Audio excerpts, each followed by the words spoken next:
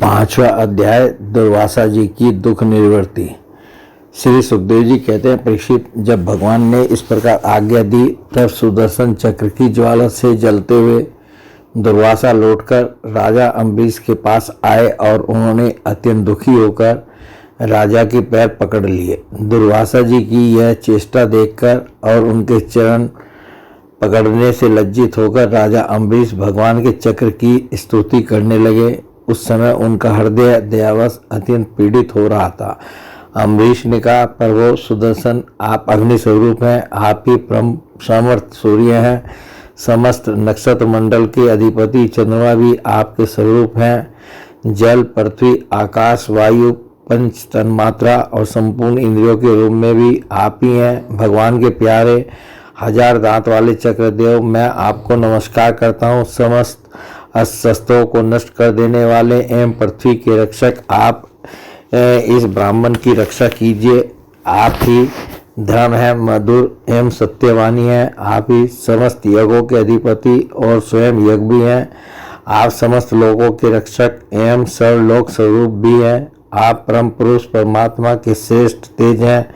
सुनाब, आप समस्त धर्मों की मर्यादा के रक्षक हैं। अधर्म का आचरण करने वाले असुरों को भस्म करने के लिए आप साक्षात अग्नि हैं। आप ही तीनों लोकों के रक्षक एवं विशुद्ध तेजों में हैं। आपकी गति मन के वेग के समान है और आपके क्रम अद्भुत हैं। मैं आपको नमस्कार करता हूँ, आपकी स्तुति करता हूँ। वेद वाणी के अधीश्वर, आपके धम्म में तेज से अंधकार का नाश होता है और सूर्य आदि महापुरुषों के प्रकाश की रक्षा होती है। आपकी महिमा का पार पाना अत्यंत कठिन है। ऊंचे नीचे और छोटे बड़े के भेदभाव से युक्त यह समस्त कार्य कारणात्मक संसार आपका ही स्वरूप है। सुदर्शन चक्र, आप पर कोई विजय नहीं प्राप्त कर सकता। जिस समय निरंजन भगवान आपको चलाते हैं और आप दैत्य एवं दानवों की सेना में प्रवेश करते हैं, उस समय युद्ध भूमि में उनकी भुजा, उदर, जंघा, चरण और गर्दन आदि निरंतर काटते हुए आप अत्यंत शोभायमान होते हैं। विश्व के रक्षक, आप रणभूमि में सबका प्रहार सह लेते हैं। आपका कोई कुछ नहीं बिगाड़ सकता। गदाधारी भगवान ने दुष्टों के नाश के लिए ही आपको नियुक्त किया है। आप कृपा करके हमारे कुल के भाग्योदय के लिए दुर्वासा जी का कल्याण कीजिए। हमारे ऊपर यह आपका महान अनुग्रह होगा। यदि मैंने कुछ भी दान किया हो, यज्ञ किया हो अथवा अपने धर्म का पालन किया हो, यदि हमारे वंश के लोग ब्राह्मणों को ही अपना आराध्य देव समझते रहे हों, तो दुर्वासा जी की जलन मिट जाए। भगवान समस्त गुणों के एकमात्र आश्रय है।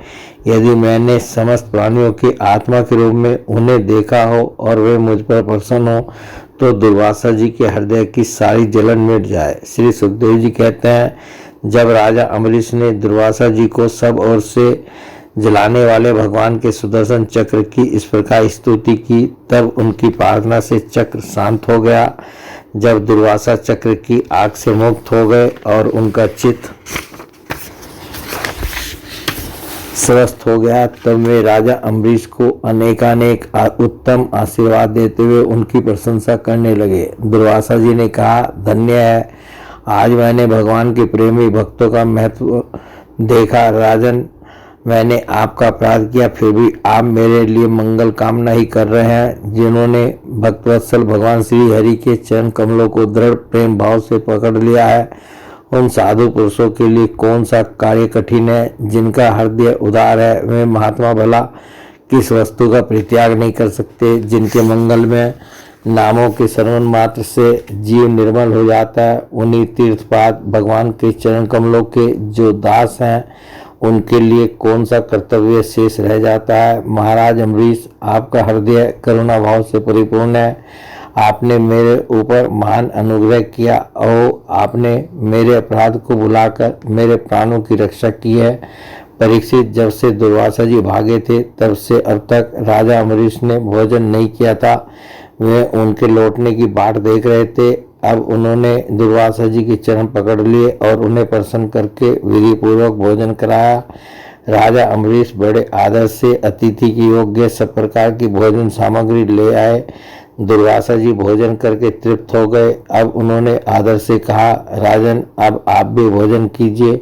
अम्बरीश, आप भगवान के परम प्रेमी भक्त हैं। आपके दर्शन, स्पर्श, बातचीत और मन को भगवान की ओर प्रवृत्त करने वाले आतिथ्य से मैं अत्यंत प्रसन्न और अनुग्रहित हुआ हूँ। सर्व की देवांगनाएं बार बार आपके इस उज्जवल चरित्र का गान करेंगी। यह पृथ्वी भी आपकी परम पुण्यमयी कीर्ति का संकीर्तन करती रहेगी। श्री सुखदेव जी कहते हैं, दुर्वासा जी ने बहुत ही संतुष्ट होकर राजा अम्बरीश के गुणों की प्रशंसा की और उसके बाद उनसे अनुमति लेकर आकाश मार्ग से उस ब्रह्मलोक की यात्रा की जो केवल निष्काम क्रम से ही प्राप्त होता है। परीक्षित, जब सुदर्शन चक्र से भयभीत होकर दुर्वासा जी भगे थे, तब से लेकर उनके लौटने तक 1 वर्ष का समय बीत गया। इतने दिनों तक राजा अम्बरीश उनके दर्शन की आकांक्षा से केवल जल पीकर ही रहे। जब दुर्वासा जी चले गए, तब उनके भोजन से बचे हुए अत्यंत पवित्र अन्न का उन्होंने भोजन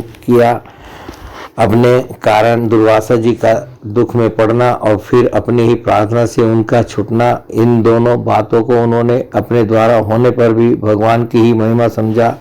राजा अम्बरीश में ऐसे ऐसे अनेकों गुण थे। अपने समस्त कर्मों के द्वारा वे परमात्मा श्री भगवान में भक्ति भाव की अभिवृद्धि करते रहते थे। उस भक्ति के प्रभाव से उन्होंने ब्रह्मलोक तक के समस्त भोगों को नरक के समान समझा। तदंतर राजा अम्बरीश ने अपने ही समान भक्त पुत्रों पर राज्य का भार छोड़ दिया और स्वयं वे वन में चले गए। वहां वे बड़ी धीरता के साथ आत्मस्वरूप भगवान में अपना मन लगाकर गुणों के प्रवाह रूप संसार से मुक्त हो गए। परीक्षित, महाराज अम्बरीश का यह परम पवित्र आख्यान है। जो इसका संकीर्तन और स्मरण करता है वह भगवान का भक्त हो जाता है। बोलिए भगवान श्री कृष्ण की जय।